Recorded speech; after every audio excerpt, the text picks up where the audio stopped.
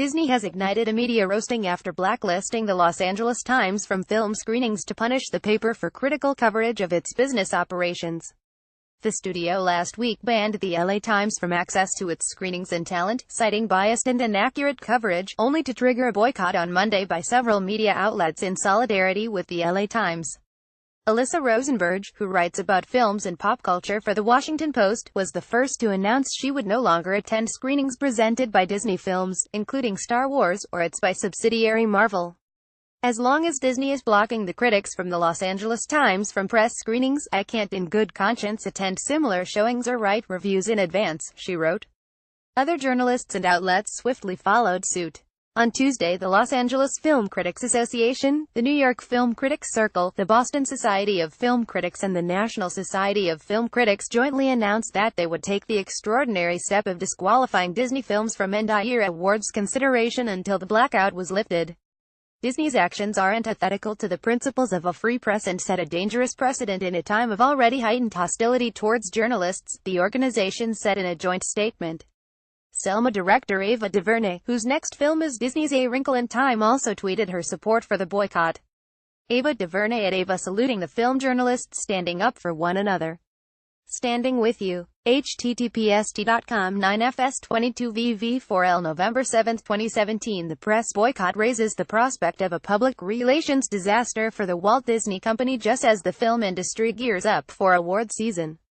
The company behind the so-called happiest place on earth, Disneyland, now finds itself accused of bullying and press censorship. The row also shone a light on the company's CEO, Bob Iger, who has hinted at a future run for political office. Prominent journalists pledged support for the LA Times. "I just took out a subscription to the LA Times in honor of Disney boycotting the newspaper because it engaged in journalism," tweeted the CNN anchor Jake Tapper. "Join me." The row flared after the paper published two investigative articles in September about the relationship between Disneyland, Disney's flagship California theme park, and the city of Anaheim, just south of LA.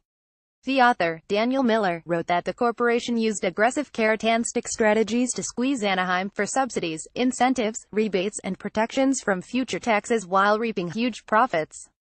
The reports quoted and cited local politicians, including the mayor, Tom Tate, who said Anaheim had gone too far in accommodating the entertainment giant. Disney responded by banning the paper from advance screenings for coming holiday season films, a ban which came to light last week when the paper explained the absence of previews for films such as Thor Ragnarok. Disney followed up with a statement which accused the paper of a complete disregard for basic journalistic standards. Despite our sharing numerous indisputable facts with the reporter, several editors, and the publisher over many months, the Times moved forward with a biased and inaccurate series, wholly driven by a political agenda. We've had a long relationship with the LA Times. We hope they will adhere to balanced reporting in the future. The paper stood by its Anaheim investigation and said it would continue to review and cover Disney movies and programs when they became available to the public. Press screenings let media outlets prepare articles in advance of box office debuts, offering an important edge in gaining readers and advertising revenues in the competitive field of entertainment reporting. In a column on Monday, Rosenberg wrote, "Until the Times critics are treated like everyone else and welcomed back to press screenings, I'll write about Disney movies, including Star Wars and Marvel movies, after their premieres. Generally that will mean writing about them on the Monday after they're released to a general audience."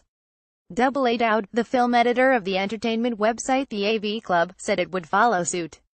"We will refrain from attending any press screenings of Disney movies, at least until the company rescinds its ban on the Los Angeles Times." Jason Bailey, film editor of the website FlavorWire, issued a similar vow. "For as long as Disney locks out the Los Angeles Times, this outlet will withhold the only thing we have of value to that studio: the free advertising provided by not only reviewing their films, but write-ups of their trailers, production announcements, casting rumors, and so on."